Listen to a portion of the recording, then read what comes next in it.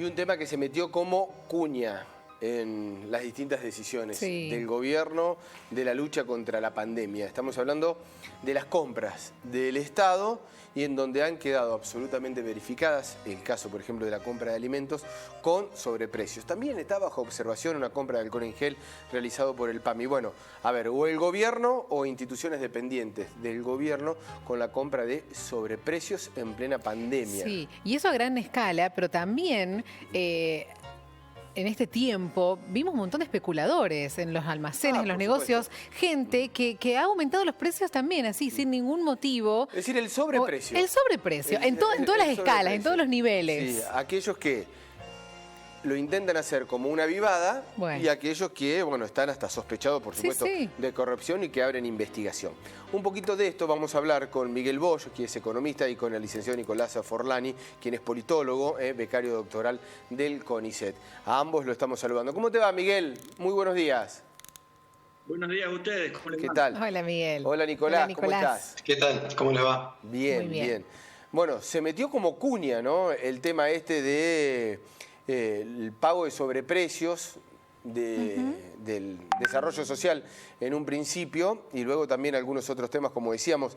Pero no sé la opinión que tenés, Nicolás, de este momento, el cual le toca atravesar a Arroyo, al presidente y a aquellos que fueron los encargados de autorizar estas compras. A ver, se escucha, ¿no? Sí, perfecto. Mira, hay quienes dicen que las crisis sacan lo peor y lo mejor de cada uno. Sí. Y al parecer en los procesos políticos, sociales, económicos de mayor envergadura ocurre algo similar. Pero para responder específicamente a la pregunta, creo que es necesario incorporar algunos elementos de contexto y algunos aspectos procesuales. Todos sabemos que llegamos a esta situación de pandemia en la Argentina con un cuadro económico y social muy complejo, muy delicado, con una gran cantidad de personas bajo la línea de la pobreza, desocupación, con un parate de la economía francamente en recesión, y con un Estado realmente desfinanciado en un marco de un default técnico, y quizás lo más grave, con un Estado con una capacidad operativa de resolver o intentar resolver los problemas sociales con enormes dificultades. Recordemos que hasta no hace mucho tiempo la Argentina no tenía un ministerio de salud. Bajo la administración de Cambiemos, salud pasó a ser apenas una secretaría, y ahí fue acertada la decisión del gobierno nacional, en este caso, de establecer el Ministerio de Salud. Posiblemente, y esto es un dato lógicamente contrafáctico, quizás la realidad que estemos contando hoy hubiese sido distinta sin tener un ministerio de esta envergadura. Pero yendo específicamente a la pregunta, a ver, antes de la pandemia el Estado debía garantizar la cobertura de alimentos a una población aproximadamente de 8 millones de argentinos. Iniciada la cuarentena, la cantidad de personas que se incorporan a esos 8 millones son 3 millones de personas, por lo tanto llegamos a 11 millones de personas que el Estado debe proveer de algún tipo de alimento. En ese marco el Estado tomó la decisión de comprar lógicamente mayores alimentos, y lo que se cuenta desde algunos sectores o funcionarios de desarrollo social, que hubo una puja allí entre empresarios que no querían vender a menores precios que los fijados por el Estado y la urgencia de resolver el tema de la demanda alimenticia. Aparentemente la decisión que se tomó fue priorizar lo segundo. Yo creo que bajo ningún punto de vista eso se puede justificar. Quizás alguno pueda atender alguna línea comprensiva, yo creo que no hay posibilidades, y creo que ha sido audaz, rápida la decisión del presidente, y creo que lo valoramos la mayoría de los argentinos, de poner freno a esa adquisición, a esa compra, y bueno, todo lo que conocemos todos, ¿no? El apartamiento de varios funcionarios, en este caso de desarrollo social. Pero creo que, de todas formas, la situación también nos permite hablar sobre otros aspectos también estructurales. Recién lo decía Mercedes, el nivel de ciertos sectores del empresariado argentino, sobre todo los más concentrados, de especular en un momento tan delicado para la Argentina, y querer obtener una tajada en esta situación social realmente, insisto, delicada. Y por eso creo que necesitamos que los funcionarios estén más atentos que nunca para poder efectivamente dar soluciones a los problemas estructurales que está padeciendo nuestra ciudadanía, ¿no? Y creo que también, y con esto concluyo, es un momento formidable para empezar a pensar y a poner en práctica un mecanismo de revisión de las estructuras tributarias de la Argentina para que efectivamente aquellos que tienen mayores capacidades de aportar lo hagan. Por eso creo que, celebro la decisión que la semana que viene se va a estar debatiendo en el recinto de la Cámara de Diputados para gravar las grandes fortunas en la Argentina y poder hacer con esos recursos frente a la crisis que está atravesando la Argentina, ¿no? De todos modos, tocaste varios temas, Nicolás. El tema es, me quedo, digamos, lo otro lo podemos charlar, pero el tema de pagar en sobreprecios, incluso por sobre lo que había manifestado el gobierno, en ese sentido también me quedo con lo que decías, ¿no? Hay muy pocas excusas como para estar avalando esa situación, salvo que, digamos, la oferta y la demanda, nos puede decir Miguel, digamos que a pesar de la pandemia, todo esto, claro, es la que manda, ¿no? Porque muchos dicen, bueno, es un caso de oferta y demanda hoy por hoy, el precio de tal situación. Sí, digo, pero no lo podía permitir el gobierno, no podía comprar. Por eso digo, sacándolo de esta compra, pero muchos, por ejemplo, nos quejamos del precio de la papa y van y te dicen, bueno, pero es la oferta y la demanda. Hoy por hoy tenemos mucha demanda y es lo que tiene que salir, así se maneja. Aún en pandemia, Miguel, ¿tiene esa condición primaria? ¿La economía la podemos manejar de esa manera? Ni siquiera en pandemia. Ni siquiera. Eso es, ni siquiera. Bien. La oferta y la demanda es un concepto muy claro, pero hay que decir que dejemos la oferta y la demanda si ninguno tiene poder de juego. Si uno de los dos tiene poder, entonces ya no es la regla de la oferta y la demanda. La oferta y la demanda debe, conduce positivamente a un intercambio favorable a las dos partes si las dos están en igualdad de condiciones. No importa la pandemia, en el mundo, en la vida, en todo momento. Siempre digo que el Estado tiene que estar muy presente cuando hay alguien que tiene poder en el mercado. No importa la pandemia. Imagínate bajo un contexto de una emergencia como la actual. O sea, no. Ya lo digo, la oferta y la demanda es una abstracción o es una expresión muy simplificada que debemos agregarle que no haya poder de mercado. Claro. En este contexto, más todavía. Exactamente. ¿Y cómo? A ver, hablando ahí en línea, ¿no? Digo, hablando de poder de mercado, algunos datos que me parece que tenemos que tener presentes. Digo, en el rubro de bebidas, solamente el 9% de los ofertantes maneja el 80% de las ventas. En el rubro de los alimentos, 18 fabricantes de un total de 260 manejan el 60% de las ventas, y en el rubro de limpieza, por ejemplo, 6 firmas concentran el 82% de las ventas. Me parece que hay que avanzar ahí en un proceso de descartelización para evitar estos espacios concentrados, ¿no? Sí, ese es un tema, obviamente. Miguel, con respecto a estas situaciones de compra por sobreprecio, de frenar el precio, ¿cómo se puede tomar? ¿Cómo son los controles? Porque, a ver, uno puede hablar de corrupción, pero en realidad está en el boletín oficial, los precios, cuánto se pagó, por qué centro de control atravesó las compras. Se blanqueó todo. Claro, es una cuestión más económica que de corrupción, ¿no? Aparentemente.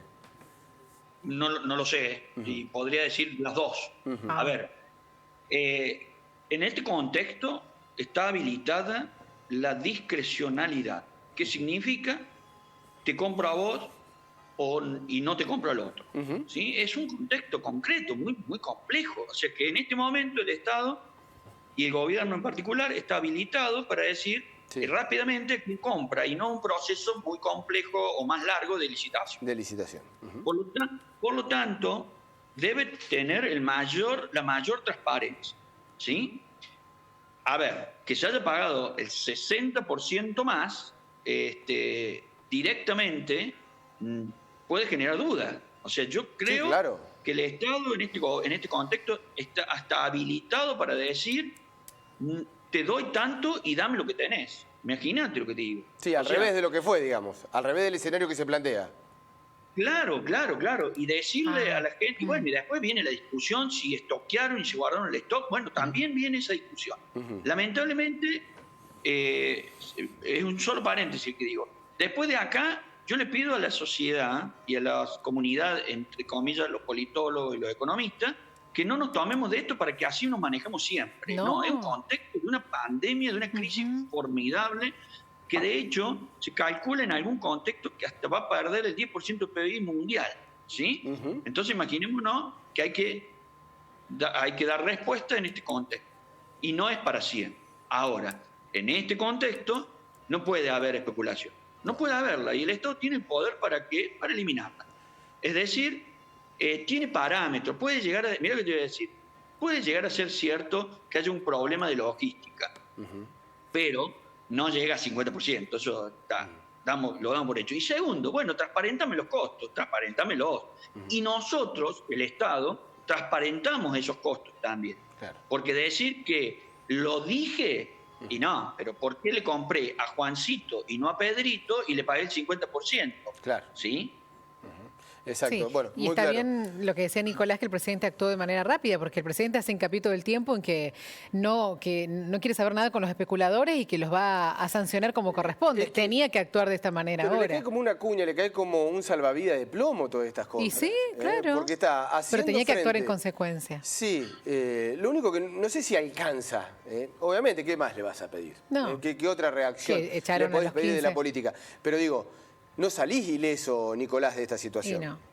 Mira, yo creo que lo que evidencia la situación, lo decía con anterioridad, son las relaciones de poder que existen a la hora de la disputa en este caso por los ingresos, por la renta.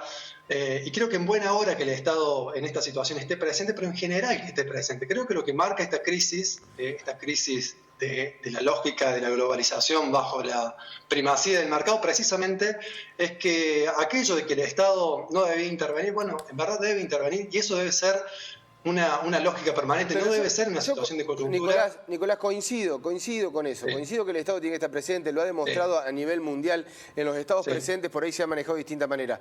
Ahora, el Estado tiene que estar presente, pero no puede cometer estos errores, entre comillas, llámalo como quieras.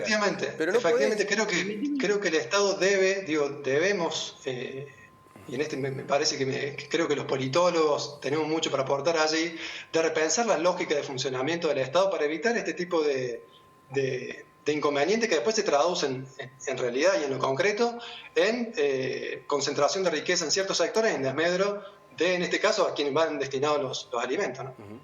Miguel. ¿Me permite una intervención? Sí, por supuesto. Voy a dar un ejemplo, a ver si soy muy gráfico. La Argentina entró en un default, dijo que no iba a pagar, y en un contexto actual, cualquier país del mundo que entrase en default, el resto diría estamos en un contexto complejo. Sí. Pero yo me animo a decir que la mayoría del mundo ahora va a decir, mira cómo se aprovechó la Argentina porque iba a entrar en default lo mismo. ¿Sí? Sí. El antecedente nuestro de la corrupción que hay, ¿sí? Hace que lo primero que pensemos es que hubo corrupción. Claro. O sea, no es lo primero que pensamos que está justificado el contexto. No. Es que hay corrupción. Y de hecho, yo conozco, me acuerdo un periodista que llegó a decir que la corrupción democratiza la política. Y sabe que la mayoría de la gente con la que discuto este tema, hasta que le pongo esa frase, me la van justificando a la corrupción. Y entonces yo le digo, en este contexto no puede haber un margen, no puede haber margen para que la gente piense así. Porque le estamos dando todo. Y está bien que se lo demos. Y va a participar mucho más y va a tomar fuertes decisiones el gobierno. Entonces no hay margen. Miren, no hay margen para que esto ocurra. Lamentablemente ocurrió con 12 personas que se fueron. A ver, y es la historia de la Argentina de no sé cuántos años. Yo no estoy hablando de este gobierno, ni de esa secretaría, ni de ese ministerio. Estoy hablando de que lamentablemente hoy la gente lo primero que hace es pensar que hubo corrupción. A ver, lo que hizo el gobierno me parece que fue correcto, apartar estos, creo que 10, 12 funcionarios, luego será la justicia quien va a determinar si hubo hechos ilícitos o no de corrupción. Lo único que faltaba, Nicolás, es que continúen en el cargo. No, claro, por supuesto, pero parece que la decisión fue acertada y creo que ahora está en manos de la justicia de velar qué características tuvo esa maniobra. Mire, hablando de corrupción, me parece que también hay que incorporar aquí problemas estructurales como la enorme fuga y evasión que existe en Argentina. Mire, hoy se conoció a partir de datos proporcionados por la OCDE, que nuclea básicamente los países del hemisferio norte, más algunos países como Chile o Australia, de aproximadamente 950 cuentas de argentinos en el exterior que no declararon la tenencia en conjunto, ¿no? De más de 2.600 millones de dólares. Me parece que ahí hay asuntos que tienen que ver con esto de la corrupción, con esto de la evasión, con esto de la fuga que debemos resolver de manera urgente, de manera categórica, porque eso es una gran cantidad de dinero pero que no podría es precisamente permitirnos resolver problemas como la pobreza, como la indigencia, pero no es excluyente, la Nicolás. educación, la salud. No es excluyente. No es excluyente. No, por supuesto, lo estoy diciendo de manera complementaria.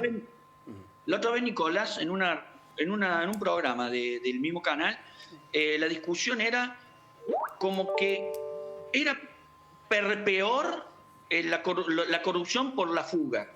Y yo digo, no es lo peor. Las dos son malas. Pongámoslo por lo menos igual. Claro. Por lo menos pongámoslo igual.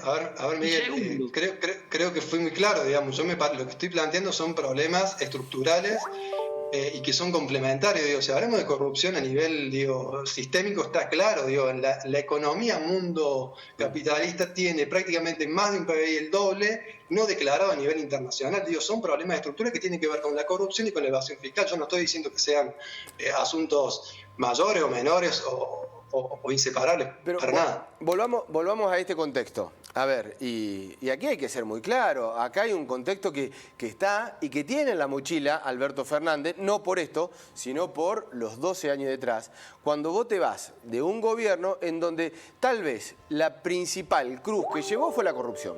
Estoy hablando del gobierno, sobre todo en el último periodo de Cristina Fernández de Kirchner. Cristina es vicepresidente, Alberto es presidente. Lo que menos le tiene que estar rondando cerca es un problema de corrupción, porque inmediatamente en ese contexto está pegado y es muy difícil de salir. Alberto, lo primero que debe haber tenido que hacer, por eso es que digo, es inadmisible estas situaciones en esta época. Y se lo hicieron delante de sus narices en una época de pandemia. A eso voy, digo, el costo político que puede llegar a tener con el contexto actual del que viene es realmente muy grande. Sí. Mira, yo creo honestamente que es necesario siempre defender el Estado de Derecho. Y en ese marco, lo que uno no puede hacer es tener condenas previas. Parece que uno tiene que respetar los procesos judiciales, las garantías constitucionales, y aquellos que cometen algún tipo de acto delictivo, en este caso de corrupción, lógicamente deben cumplir sus condenas, pero no de manera preventiva. Por eso creo que... pero vos decís, Jaimito es corrupto, y a los 10 días hace un hecho de esta situación y queda empañada la situación. Su gobierno. No. Creo que ahí, me parece que lo que uno tiene que preservar siempre es el Estado de Derecho. Uno no puede juzgar, o prejuzgar, mejor dicho, hechos presuntos sin tener la posibilidad de corroborarlo en el marco de un proceso judicial. Y en eso tenemos que ser absolutamente respetuosos, porque si no, pues llegamos a conclusiones adelantadas, que lógicamente, difundidas de manera intencionada en buena parte de los medios de comunicación a nivel nacional, pueden conllevar a malas interpretaciones. Yo insisto, creo que el Estado de Derecho se debe preservar siempre, aún incluso en los casos de aparente corrupción. Bien, no tenemos más tiempo, pero Miguel quería cerrar, por eso queremos darte el lugar a vos también.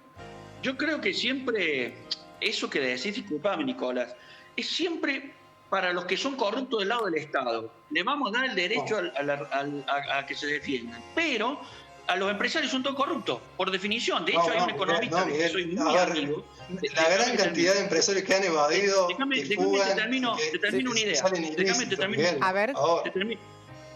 Permiso. De hecho, tengo un economista amigo, que dice que solo por ser capitalista sos corrupto. Imagínate el caso. O sea, yo lo que digo es, acá hay por supuesto que hubo una empresa probablemente también sospechada, ¿sí? También sospechada. Pero el solo de la sospecha, en este caso, habilita que tomemos medidas, porque acá no hay tiempo para darle a la justicia. Y entonces tenemos que ir ex ante, tenemos que ser muy prolijos ex ante, porque le estamos delegando tanto al gobierno y al Estado, tanto, y le vamos a seguir delegando tanto. Imagínense que en algún momento vamos a llegar a la charla, algún día llegamos, Mariano, y con María, perdón, que ¿cómo vamos a salir? ¿Y sabes cómo vamos a salir? El Estado va a poner, mira lo que te digo, 20, 30, 40 mil millones de dólares en toda esta. Y si no la pone bien, el 1%, no digo el 10, o el 5, o el 17, te digo el 1% de esto. ¿Sabes lo que va a hacer? Por eso tenemos que tener cuidado por la discrecionalidad con la que va a manejar eso. Tiene que ponerla no tenemos más tiempo. Se nos acabó el tiempo. Gracias. Gracias, Nicolás. Vamos gracias, a Miguel. seguir hablando seguramente de este tema. Lo vamos a convocar porque se quedaron con ganas ambos, nosotros también, de seguir charlando un poquitito más de este tema. Ojalá que no nos den más para hablar de este tema, ojalá que sean los últimos. Pero bueno, gracias a los lo dos. vamos a tratar. Gracias, Nicolás. Gracias, Miguel. Un abrazo. Estamos en contacto.